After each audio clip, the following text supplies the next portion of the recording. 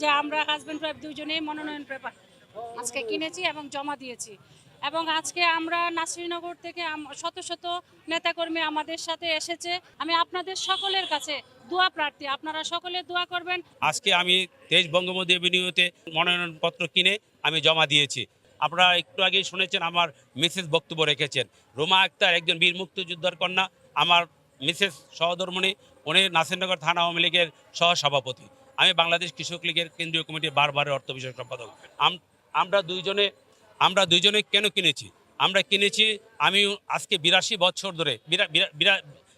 বছর ধরে আমি ছাত্রলীগ থেকে আজকে আমি কৃষক লীগের অর্থ বিষয়ক সম্পাদক। আমি নেত্রীকে ধন্যবাদ জানাই, আমার মতন একজন নগণ্য ব্যক্তিকে বাংলাদেশ কৃষক লীগের বারবার অর্থ সম্পাদক বানিয়েছে।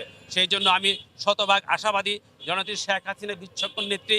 আমি 1-11 ভূমিকা রেখেছি, আমাকে ডিজিএফআই ধরে নিয়ে গেছে, র্যাবে ধরে নিয়ে গেছে।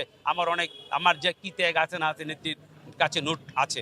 আমি নেত্রীর আশার মুখের দিকে চেয়ে আছি, আশা করে, এবং নির্বাচন বোর্ডের দিকে আশা নিয়ে বসে আছি।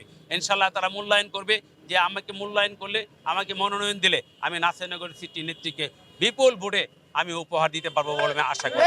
এবং আমি সঙ্গে সঙ্গে আমি এই কথা বলতে চাই, বঙ্গবন্ধুর তনয়া আমাদের প্রিয় নেত্রী জননেত্রী শেখ হাসিনা যে ইস্তেহার দিয়েছেন, 41 সালে বাংলাদেশকে স্মার্ট বাংলাদেশ উপহার দিবে সারা বিশ্বের দরবারে।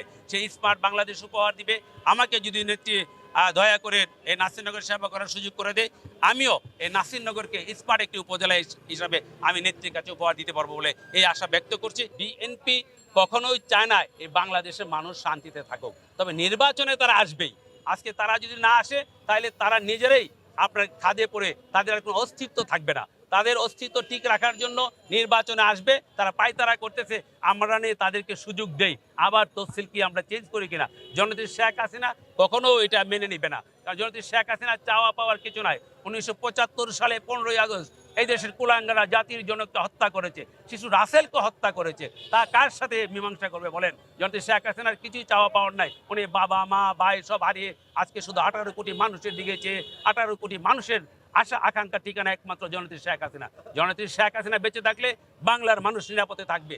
আর আপনারা যে আমাকে প্রশ্ন করেছেন, বিএনপি অবশ্যই আসবে। দেখেন বিএনপি আজকে কয়টা দল হয়েছে, তারা নিজেরা এসে নির্বাচন করবে। যদি বিএনপি না আসে, তৃণমূল যে দল হয়েছে তারা এসে নির্বাচন করে এই নির্বাচনে এই দেশের মানুষকে তারা সুখে শান্তিতে রাখতে চায়। সেই জন্য জননেত্রী সরকারের আবার দরকার, শেখ হাসিনার সরকার বারবার দরকার, শেখ হাসিনার সরকার বারবার দরকার। জয় বাংলা, জয় বঙ্গবন্ধু, বাংলাদেশ চিরজীবী হোক।